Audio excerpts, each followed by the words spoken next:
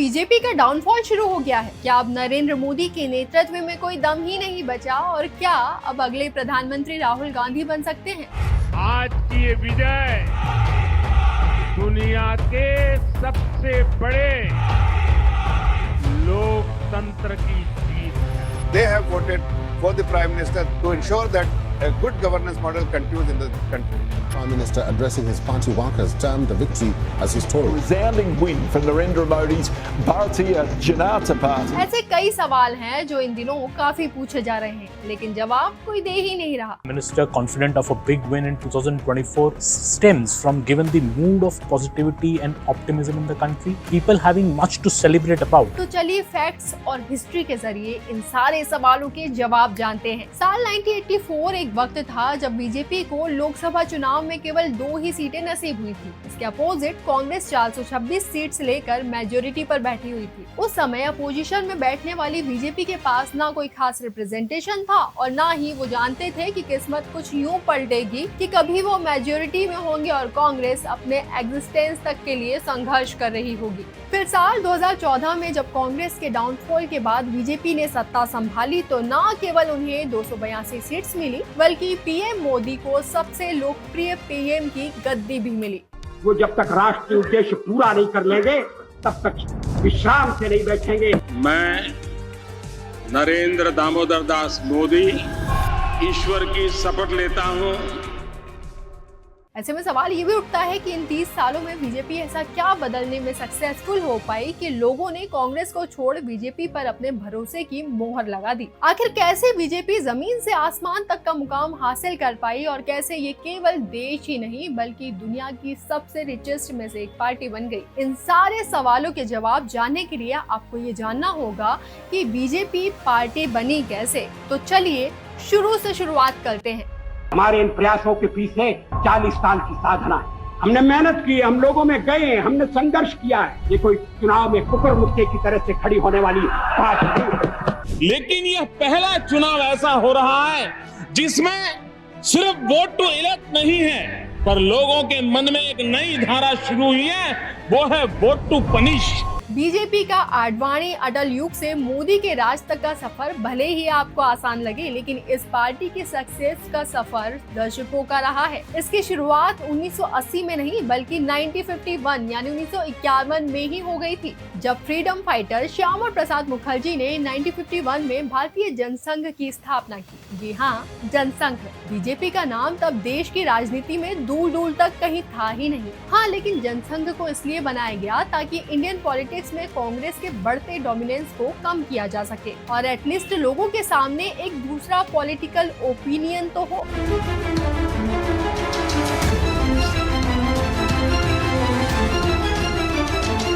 इसके अलावा पार्टी की खासियत ये भी थी कि इसकी आइडियोलॉजी हिंदू राष्ट्रवाद से जुड़ी हुई थी और इसी एजेंडे पर चलकर ये सत्ता हासिल करने को ही अपना लक्ष्य मानती थी। कमाल की बात तो ये थी कि इस पार्टी को आरएसएस का सपोर्ट था और इसीलिए मीडिया में से आरएसएस के राजनीतिक मंच के रूप में देखा जाने लगा था। अब शुरुआत से ही जिस तरह से इन्होंने कांग्रेस के खिलाफ मोर्चा संभाला था वो काबिले तारीफ था। ये पार्टी अक्सर कश्मीर मुद्दे से लेकर मुस्लिम मेजोरिटी के सपोर्ट को लेकर कांग्रेस को घेरती नजर आती थी। लेकिन 1953 में ये सब कुछ तब रुक गया जब कश्मीर में एंट्री करने के दौरान श्यामा प्रसाद मुखर्जी को गिरफ्तार कर लिया गया और अगले ही महीने श्रीनगर में उनकी मौत हो गई। कश्मीर हमारा है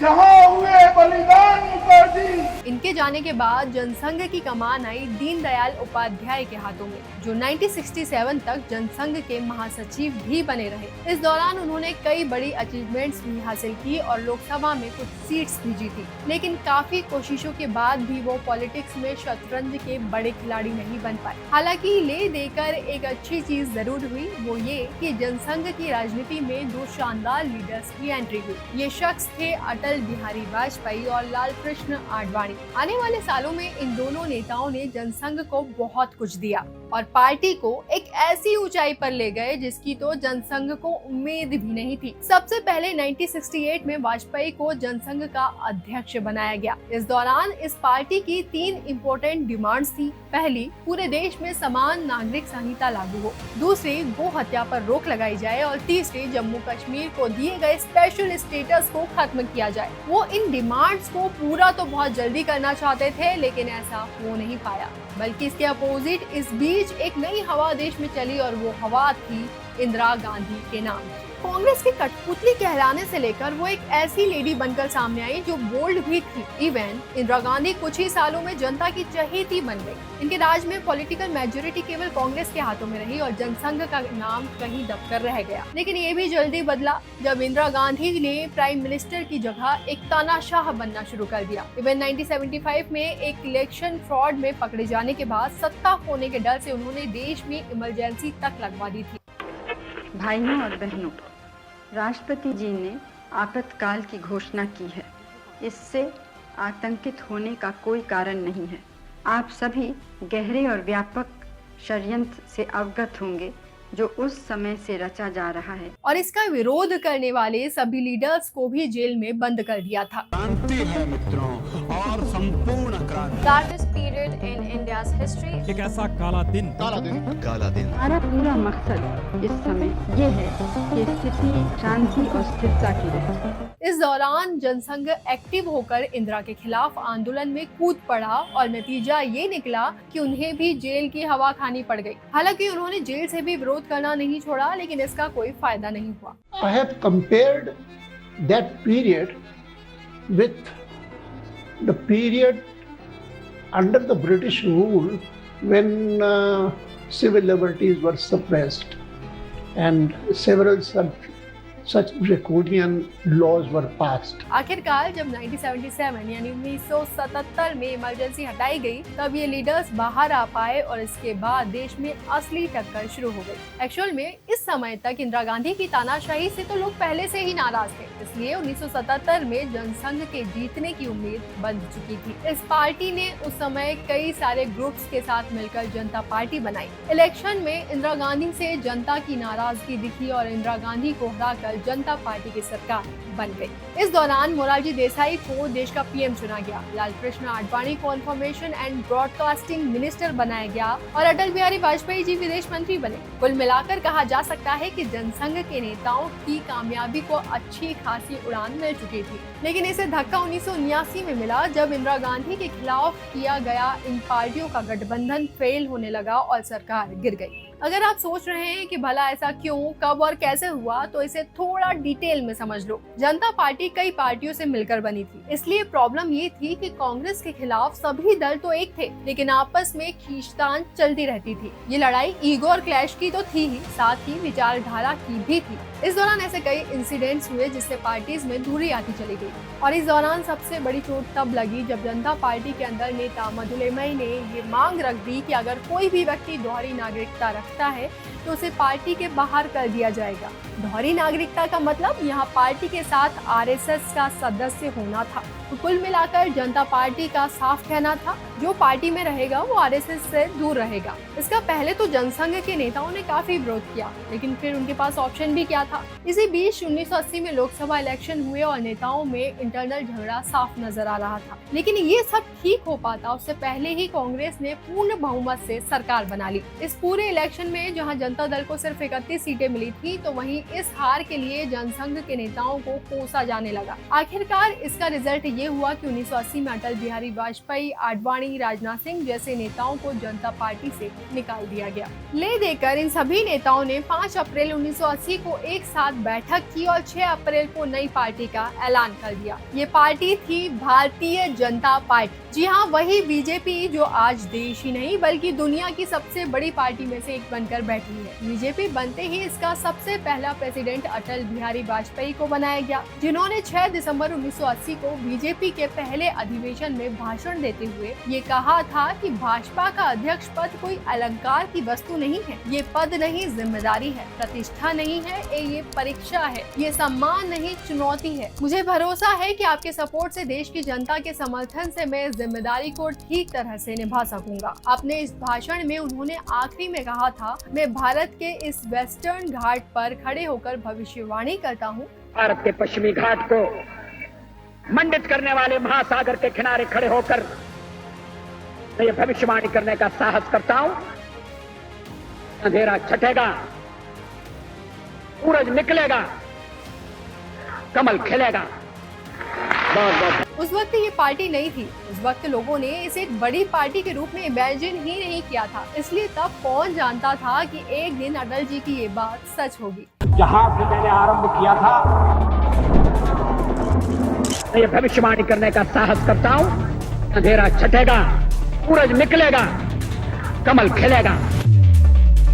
एक पार्टी जहां 1 और 1 11 हो जाते हैं, फिर 11 लोग मिलकर 37 साल पहले एक सफर की शुरुआत करते हैं। सत्ता का खेल तो चलेगा, सरकारें आएंगी जाएंगी, पार्टियां बनेगी बिगड़ेंगी, मगर ये देश रहना चाहिए, इस देश का लोकतंत्र अमर रहना चाहिए। लेकिन आज जब हम पीछे देखते हैं तो पता चलता है कि उनके ये शब्द कितने सच थे। खैर, इसी सोच के साथ पार्टी आगे बढ़ी। उन्होंने अपनी पार्टी की टैगलाइंस गांधीवादी समाजवाद चुनी। तब पार्टी पर जयप्रकाश नारायण के विचारों का असर दिखता था। इवन खुद वाजपेयी जी भी तब हिंदुत्व, आरएसएस जैसे शब्दों का प्रयोग नहीं चाहते थे, बल्कि उनका पूरा फोकस जेपी की संपूर्ण क्रांति के आसपास होता था। 1984 के इलेक्शन में भी बीजेपी का फोकस इसी तरफ था। एक तरफ तो ये बीजेपी के लिए उसका पहला चुनाव था, वहीं दूसरी तरफ उस वक्त अयोध्या मुद्दा गरमाया हुआ था। हिंदुवादी संगठनों ने बिहार के सीतामढ़ी से अयोध्या होते हुए दिल्ली तक राम जन यात्रा निकाली। इस यात्रा में बीजेपी का कोई बड़ा नेता शामिल नहीं हुआ था, लेकिन उनके समर्थक बड़ी संख्या में शामिल हुए थे। 31 अक्टूबर को ये यात्रा दिल्ली पहुंचती है और फिर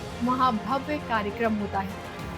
भगवान राम का रथ आपके सामने पहुंच चुका है। बहुत जल्दी ही आपको राम रथ के दर्शाई हमें कुछ कहे, किंतु मंदिर का निर्माण नहीं रुकेगा, मंदिर बन के रहेगा।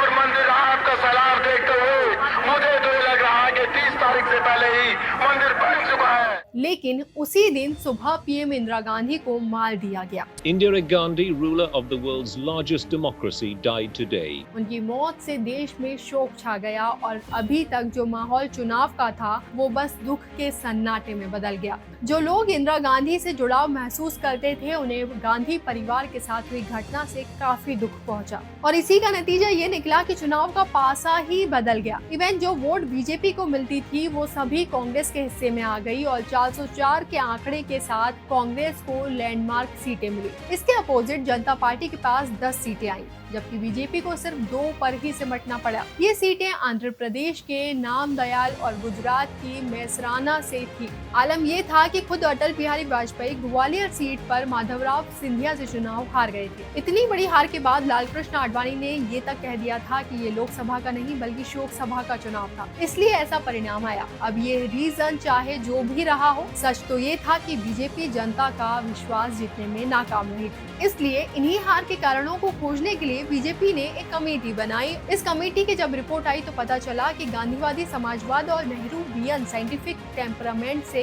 काम नहीं चलेगा, बल्कि एक अलग विचारधारा को पकड़ना होगा। अब अगर आप सोच रहे हैं कि वो मूवमेंट या इंसिडेंट कौन सा रहा होगा जिसने बीजेपी को एक परफेक्ट अपोजिशन बनने में मदद की होगी, तो एक्चुअल में ये मामला था अयोध्या राम मंदिर का, जिसने बीजेपी को नॉर्थ इंडिया में मजबूत बना दिया था। दूसरी तरफ इंदिरा गांधी के चले जाने के बाद कांग्रेस पार्टी में लगातार गिरावट आने लगी और यही कारण है कि 1989 के आम चुनाव में बीजेपी को 85 सीटें मिली और इवन कुछ ही सालों में बीजेपी ने ऐसी जीत सिंबलाइज कर ली थी कि लोगों के बीच ये पार्टी फेमस होने लगी और लोगों का इस पार्टी पर भरोसा भी बढ़ने लगा। और इसी का नतीजा भी रहा कि 1991 के चुनाव में बीजेपी की सीटों का काउंट 120 पहुंच गया। इन 2 सालों के अंतर में पार्टी का वोट बैंक 11% से 20.1% यानी 20.1% पहुंच गया। ये वो दौर था जब बीजेपी के संगठन में अटल बनाम आडवाणी के चर्चे होने लगे थे।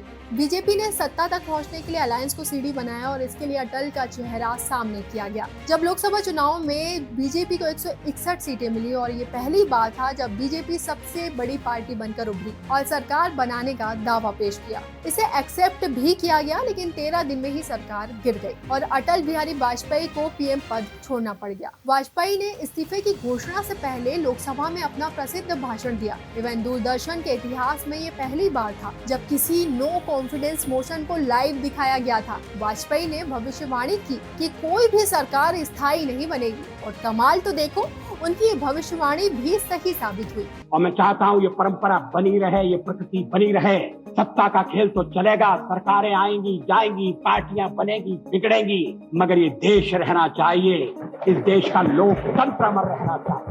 इसके बाद 1991 में मिडिल टर्म चुनाव हुआ और चुनाव में पार्टी को 182 यानी 182 सीटें मिली। इस बार एनडीए का गठन हुआ और बीजेपी ने अलायंस कर सरकार चलाई, मगर 13 दिन बाद ये सरकार भी गिर गई। आपको हैरानी होगी कि बीजेपी के ही सांसद सुब्रमण्यम स्वामी ने इस सरकार को गिराने में खास रोल निभाया था। उन्होंने सोनिया गांधी और जयललिता की चाय पर मीटिंग करवा दी और जयललिता ने वाजपेयी सरकार से समर्थन ही वापस ले लिया। ऐसे में सिर्फ एक वोट से बीजेपी सरकार गिर गई। ADMK to withdraw its support to the government headed by Shri Atal Bihari Vajpayee with immediate effect. Numbers are not against us. I think there were many forces that did not want these things to succeed, and I believe all of them have come together and brought down this government. कुल मिलाकर BJP की सरकार तो बन रही थी, मगर Indian politics उन पर भारी पड़ रही थी। लेकिन फिर बीजेपी का ये बुरा वक्त भी थमा और 1999 के चुनाव में जब बीजेपी ने तमाम दलों के साथ मिलकर चुनाव लड़ा और 270 सीटें जीती, तब एक बार फिर अलायंस हुआ। लेकिन सिर्फ बीजेपी की ही 182 सीटें थी। अटल बिहारी वाजपेयी तीसरी बार पीएम बने। इस बार उन्होंने अपने कार्यकाल को पूरा भी किया। वाजपेयी सरकार के इस कार्यकाल में राज्यों में बीजेपी का तेजी से विस्तार हुआ। 2002 में गुजरात के अलावा 2003 में छत्तीसगढ़, राजस्थान और मध्य प्रदेश में बीजेपी की सरकार बनी। श्री अटल बिहारी वाजपेयी। मैं अटल बिहारी वाजपेयी ईश्वर की शपथ लेता हूँ कि मैं विधि द्वारा स्थापित भारत के संविधान के प्रति सच्ची श्रद्धा और निष्ठा रखूंगा। इसी को ध्यान में रखते हुए वो 2004 में भी जीतना चाहते थे। इससे पहले उनकी सरकार अलायंस यानी गठबंधन वाली थी, लेकिन अब वो चाहते थे कि मेजोरिटी से जीते। इसलिए बीजेपी ने सेल्फ कॉन्फिडेंस में इंडिया शाइनिंग का नारा दे दिया, लेकिन पार्टी के लिए ये सेल्फ कॉन्फिडेंस उल्टा ही साबित हुआ और 2004 में चुनाव में पार्टी बुरी तरह हारी। इस इलेक्शन में बीजेपी को 136 सीटें मिली और कांग्रेस की अगुवाई में यूपीए की सरकार बनी। ये 2004 की हार एक तरह से अटल के राजनीतिक जीवन को खत्म करने वाली साबित हुई।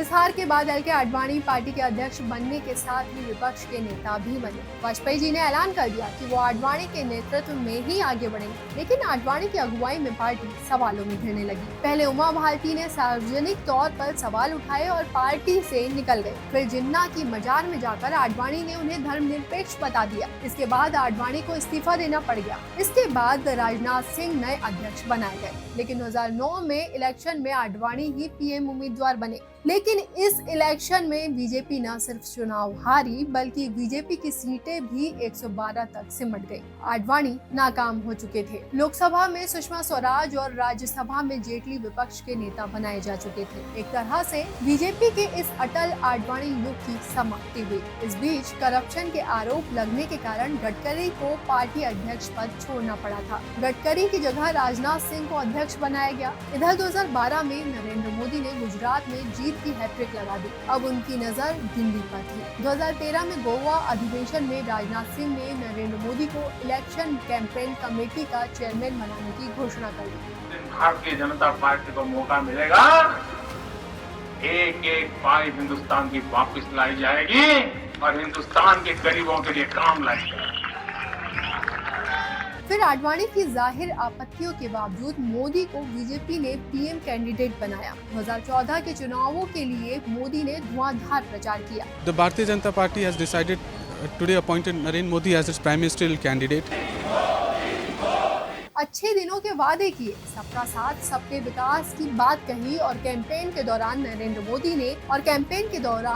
मोदी ने देश की जनता से 300 से ज्यादा सीटें मांगी। जनता ने 300 तो नहीं लेकिन 282 सीटें देकर 1984 के बाद फिर एक बार पूर्ण बहुमत की सरकार बना ली। दो पार्टी वाली बीजेपी 2014 में अकेले अपने दम पर सत्ता बनाने की ताकत वाली पार्टी बन गई। नरेंद्र मोदी ने एक बार फिर करिश्माई नेतृत्व की ताकत को सच कर दिया। ब्रांड मोदी ने बीजेपी को वो दिया जो अटल आडवाणी की जोड़ी भी नहीं दे पाई थी। नरेंद्र दामोदर दास मोदी, ईश्वर की शपथ लेता हूं कि मैं विधि द्वारा स्थापित भारत के संविधान के प्रति सच्ची श्रद्धा और निष्ठा रखूंगा। चुनाव में जीत के बाद पीएम मोदी ने कहा कि इस जीत के कैप्टन राजनाथ सिंह और man of the match Amit Shah हैं। ये एक तरह से बीजेपी में मोदी शाह युग की शुरुआत हुई थी, जिसके अंदर पार्टी ने कई सक्सेसफुल चीजें देखी और शायद कई देखना भी बाकी है। अब ये कहना गलत नहीं होगा कि 2014 के चुनावों के बाद भी मोदी शाह के नेतृत्व में बीजेपी का विजय रथ चलता जा रहा है। उन्होंने न केवल नॉक बेल्ट बल्कि पूरे देश में एक ऐसी धाक बनाई है कि कांग्रेस को अपनी वापसी करने में अभी मुश्किल हो रही है। साल 2019 के इलेक्शन में भी कांग्रेस केवल 52 सीटों पर ही सिमट गई, जबकि बीजेपी 303 के पार थी। इसका नतीजा ये है कि आज अगर राजनीतिक दलों के हिसाब से भारत का नक्शा देखें तो तस्वीर भगवा नजर आती है। इवन उम्मीद तो ये भी लगाई जा रही है कि 2024 में ये इमेज बदलने वाली थी। देश को एक नया पीएम देखने को मिलने वाला था, लेकिन 2024 में भी बीजेपी ने दमदार जीत हासिल की। एक्चुअल में अभी अगर जनता से पूछा जाता है तो उन्हें पीएम के पद के लिए नरेंद्र मोदी के आगे दूसरा ऑप्शन ही नजर नहीं आता। वहीं अगर बात किसी कांग्रेस के लीडर की हो तो जनता में खासी नाराजगी नजर आती है। नहीं है हिंदू, वो भी कहते हैं हम भी तो जनेऊ पहनते हैं। उसकी तो जारी नहीं है, उसका पता ही नहीं कौन है, उसकी माँ बाप का पता, उनका खानदान का पता नहीं है, 7 पीढ़ी का होता है उनका। बंद करके और निकाल करके जूता पटापट पटापट पटापट तब तक बजाना चाहिए था कि जब तक इस राहुल गांधी के सर के बाल गंजे नहीं हो जाए। कुली का काम करके दिखा रहे हैं पब्लिक को, पब्लिक बेवकूफ है। तो कह रहे हैं कि जनता से मिलने जा रहे हैं। जनता से मिलने अब जा रहे हो, इससे पहले कभी आए? इससे पहले कभी आए? इनके बाबा दादी नाना नानी कोई आया मिलने?